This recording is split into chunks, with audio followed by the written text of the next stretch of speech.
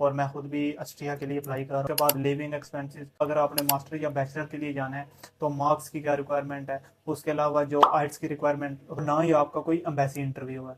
और इसकी अगर हम वीज़ा रेशो की बात करें वो भी बहुत अच्छी है। उसके बाद जब आप ऑस्ट्रिया में स्टडी कंप्लीट कर लेते हैं तो वो आपको देते हैं वर्क परमिट। जैसे यूके में पीएसडब्ल्यू होता है, सिंपल सी बात में वर्क परमिट बोले 2 साल का, और उन्हीं 2 साल में आपने अपनी जॉब ढूंढनी होती है अपनी फील्ड के रिलेटेड। और 5 साल बाद वो आपको पी आर देता है, जो कार्ड होता है एक टेम्प्रेरी। और उसके बाद वहाँ पे आपने मुझे कंफर्म है, मैंने इस पर सर्च नहीं थी कि 8 या 10 साल है, वो आपने पूरे करने हैं और आपको वहाँ का पासपोर्ट मिल जाता है। अब बात करते हैं ऑस्ट्रिया में जाने का जो सारा खर्चा होता है, वो 4 लाख ही तकरीबन पाकिस्तान में आपका लगता है, मैक्सिमम आप कर रहे हैं 4 लाख। क्योंकि यहाँ पे सबसे बड़ा फायदा ये है कि जो यूनिवर्सिटी की फीस है वो हमने ऑस्ट्रिया जब पहुंच जाते हैं, मोस्टली यूनिवर्सिटी के साथ यही केस है, जिन यूनिवर्सिटी में मैं भी अप्लाई कर रहा हूँ उनका भी यही सीन है कि आपने ऑस्ट्रिया पहुंच के फीस पे करनी है। और यही एक प्लस पॉइंट मिल जाता है हमें कि हम यहाँ से अपने सारा डॉक्यूमेंट क्लियर करें और जो यूनिवर्सिटी की फ़ीस है वो वहाँ पे जाके पे करते हैं। और अगर यूनिवर्सिटी की फ़ीस की बात करते हैं और पब्लिक यूनिवर्सिटी में अप्लाई करना होता है, फ़ायदा भी है, प्राइवेट यूनिवर्सिटी की तो फीसेज ही बहुत ज़्यादा है। अब पब्लिक यूनिवर्सिटी का ये सीन है कि उनकी फ़ीस है वो डिपेंड करता है आपके कोर्स पे, आपने कोर्स कौन सा उठाया है। और जो अगर मैं एवरेज बात करूँ, 400 यूरो से लेकर 750 यूरो के दरमियान ही आपकी फ़ीस रहती है, इससे ज़्यादा नहीं होती पब्लिक यूनिवर्सिटी में। और अब आर्ट्स पे आते हैं। आर्ट्स की रिक्वायरमेंट नहीं है, चाहे आप मास्टर के लिए जा रहे हैं चाहे बैचलर के लिए जा रहे हैं, मोस्टली जो यूनिवर्सिटी हैं उनमें आर्ट्स की रिक्वायरमेंट नहीं है। इसका जो एडमिशन प्रोसेस है वो बिल्कुल आसान है, आपने खुद ही अप्लाई करना है, बिल्कुल सिंपली जैसे आप कोई फॉर्म फिल कर रहे होते हैं वो, या वो आपने अपने डॉक्यूमेंट जो है। अस्सलाम वालेकुम दोस्तों, आज की इस वीडियो में मैं आपको ऑस्ट्रिया में स्टडी वीज़ा के हवाले से कंप्लीट गाइडेंस प्रोवाइड करूंगा।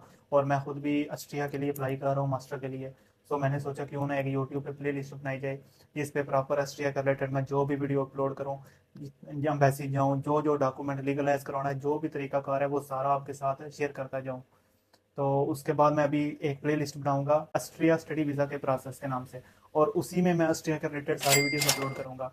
और आज की इस वीडियो में हम मल्टीपल चीज़ों पे बात करेंगे, जिसमें ऑस्ट्रिया का मुझे कैसे पता चला और ऑस्ट्रिया में स्टडी करने के जो फ़ायदे हैं वो क्या हैं। उसके अलावा के जो वहाँ पे कास्ट आती है वो वाकई 4 लाख जो कि मैंने थंबनेल में अभी आपको दिखाया है, पॉसिबल है कि हम जा सकते हैं कि नहीं। उसके बाद लिविंग एक्सपेंसेस, अगर आपने मास्टर या बैचलर के लिए जाना है तो मार्क्स की क्या रिक्वायरमेंट है, उसके अलावा जो आइट्स की रिक्वायरमेंट होती है वो क्या है, और बाकी भी जो पॉइंट मेरे जहन में वो साथ साथ मैं आपको डिस्कस करते जाऊँगा। तो शुरू करते हैं ऑस्ट्रिया से। ऑस्ट्रिया एक यूरोपियन कंट्री है जो कि शेंजन जोन में फॉल करता है। और जो कंट्री भी शेंजन जोन में फॉल करते हैं आप उनसे आगे मूव कर सकते हैं, लाइक इटली, स्पेन, जर्मनी, किसी भी कंट्री यूरोपियन आप इजीली मूव कर सकते हैं। कोई वीज़ा नहीं आपको लगवाना पड़ता, सिर्फ आपके टिकट के पैसे होते हैं। और इसकी अगर हम लोकेशन की बात करें, ये मिड यूरोप में है और इसके साथ इटली आता है। और बाकी दूसरी बॉर्डर का नहीं मुझे कंफर्म, लेकिन यह कि इटली की बॉर्डर और ऑस्ट्रिया की बॉर्डर एक साथ है। और जो यहाँ पे स्टडी करने का एक फ़ायदा है कि आप दूसरे कंट्री मूव कर सकते हैं। दूसरा इसका जो बड़ा फ़ायदा जो आपके प्रोसेस को आसान करता है, आपका मोस्टली ना तो यूनिवर्सिटी का इंटरव्यू होता है, कुछ यूनिवर्सिटी का होता है लेकिन ज़्यादातर यूनिवर्सिटी का नहीं होता, और ना ही आपका कोई एम्बेसी इंटरव्यू है। और इसकी अगर हम वीज़ा रेशो की बात करें वो भी बहुत अच्छी है। उसके बाद जब आप ऑस्ट्रिया में स्टडी कंप्लीट कर लेते हैं तो वो आपको देते हैं वर्क परमिट। जैसे यूके में पीएसडब्ल्यू होता है, सिंपल सी बात में वर्क परमिट बोले 2 साल का, और उन्हीं 2 साल में आपने अपनी जॉब ढूंढनी होती है अपनी फील्ड के रिलेटेड। और 5 साल बाद वो आपको पी आर देता है, जो कार्ड होता है एक टेम्प्रेरी। और उसके बाद वहाँ पे आपने मुझे कंफर्म है, मैंने इस पर सर्च नहीं थी कि 8 या 10 साल है, वो आपने पूरे करने हैं और आपको वहाँ का पासपोर्ट मिल जाए। अब बात करते हैं ऑस्ट्रिया में जाने का जो सारा खर्चा होता है, वो 4 लाख ही तकरीबन पाकिस्तान में आपका लगता है, मैक्सिमम आप कर रहे हैं 4 लाख। क्योंकि यहाँ पे सबसे बड़ा फायदा ये है कि जो यूनिवर्सिटी की फीस है वो हमने ऑस्ट्रिया जब पहुंच जाते हैं, मोस्टली यूनिवर्सिटी के साथ यही केस है, जिन यूनिवर्सिटी में मैं भी अप्लाई कर रहा हूँ उनका भी यही सीन है कि आपने ऑस्ट्रिया पहुंच के फीस पे करनी है।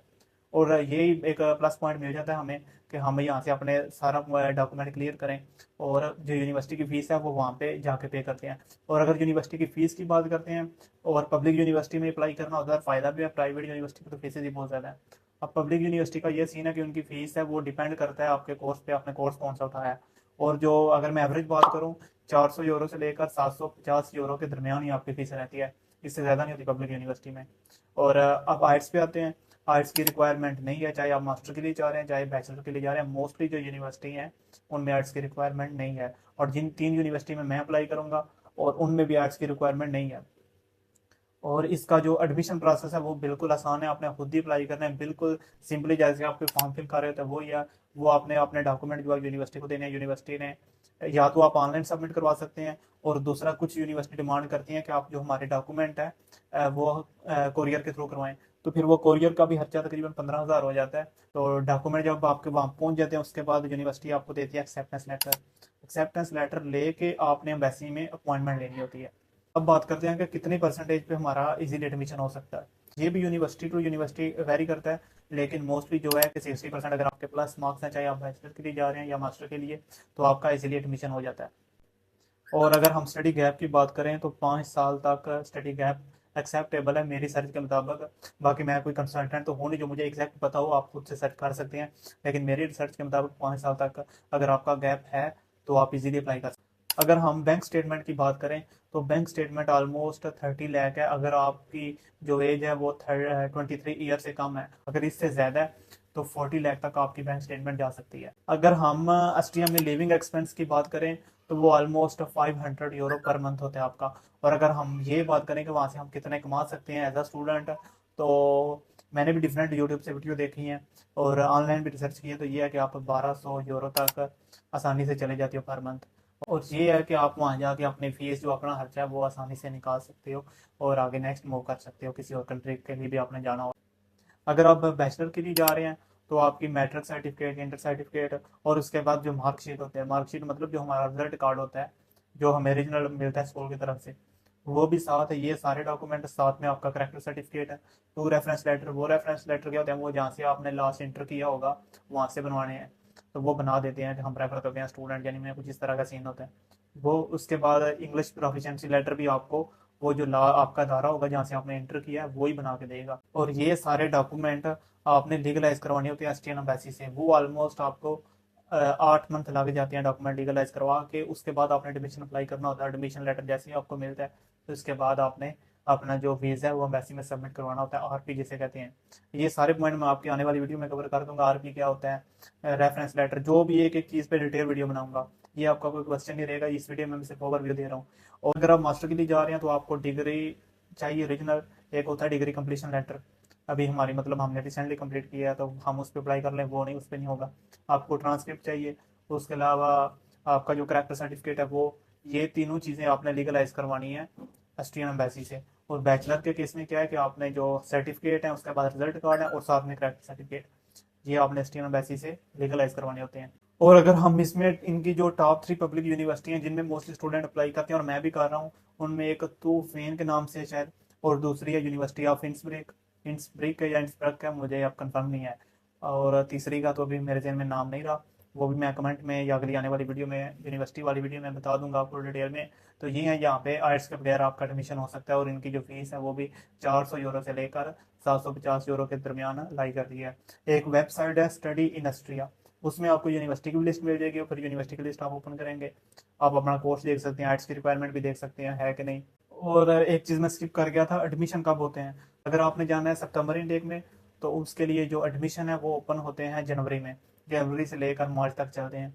और सेम लाइक दिस अगर आपने मार्च इनटेक में जाना है तो उसके एडमिशन जुलाई के बाद ओपन हो जाते हैं और ये ऑलमोस्ट अक्टूबर तक रहते हैं। और अब बात करते हैं, अगर वाकई इतना सस्ता है ऑस्ट्रिया और उधर जाना इतना आसान है तो फिर जो मोस्टली स्टूडेंट है ऑस्ट्रिया की तरफ क्यों नहीं मूव करते। और इसमें जो सबसे बड़ी प्रॉब्लम है कि जो ऑस्ट्रिया में डॉक्यूमेंट लीगलाइज करवाने होते हैं वो टाइम लग जाता है। हर मैंने अपॉइंटमेंट बुक की हुई है ऑस्ट्रिया की और मुझे मिली हुई है दिसंबर की, और दिसंबर की वो भी कराची की। VFS ग्लोबल से ही आपने अपॉइंटमेंट लेनी होती है और वहाँ पे डॉक्यूमेंट जो है वो जब आपको अपॉइंटमेंट वाला दिन होगा आपने डॉक्यूमेंट उधर जाके दे आने हैं। अब मैंने ट्रांसक्रिप्ट डिग्री और करेक्टर सर्टिफिकेट देना है। बाकी बैचलर के सीन में ये है कि उन्होंने जो मैंने पहले डॉक्यूमेंट ऑलरेडी बता दिए वो देने हैं। और फिर वो जाते हैं एम्बेसी में, एम्बेसी उनको लीगलाइज करती है और ये तकरीबन 8 मंथ का टाइम लग जाता है। उसके बाद आपने एडमिशन अप्लाई करना है, एडमिशन यूनिवर्सिटी की तरफ से एक्सेप्टेंस लेटर आते आते 3 मंथ निकल जाने हैं। उसके बाद आपने जो है कि आरपी की अपॉइंटमेंट बुक कर लेनी है। आरपी की अपॉइंटमेंट बुक करनी है तो उसके बाद भी जो है आपका 1 मंथ लग गया था। ये अगर मैं मिनिमम टाइम कंसिडर करूँ तो एक साल आपका कहीं नहीं गया, और मैक्सिमम 2 साल तक भी आपका प्रोसेस चला जा सकता है। और मैं तो ऑस्ट्रिया के इसलिए अप्लाई किया क्योंकि मेरा यूके का हो गया था रिफ्यूज़ल, और यूके के रिफ्यूज़ल के बाद मेरा काफ़ी ज़्यादा लॉस हो गया और फिर मैंने डिफरेंट कंट्री को सर्च किया और मुझे ये एक ऑस्ट्रिया ऑप्शन मिला क्योंकि यहाँ पे जो आपकी कास्ट है वो कम से कम आ रही थी, और इसी वजह से मैंने ये चूज़ किया। और बाकी साथ साथ मैं अपडेट शेयर करता रहूँगा एस्ट्रिया जैसे मैंने बताया प्ले लिस्ट होगी स्टडी इन एस्ट्रिया के नाम से, उसी के बीच में सारी वीडियोज आएंगी जिसमें हम एक एक पॉइंट को डिटेल में बात करेंगे, और जो जो स्टेप मैं करता जाऊँगा वो आपके साथ भी शेयर करता जाऊँगा। और बाकी आज की वीडियो में इतना ही, मिलते हैं नेक्स्ट वीडियो में, तब तक के लिए अल्लाह हाफ़िज़।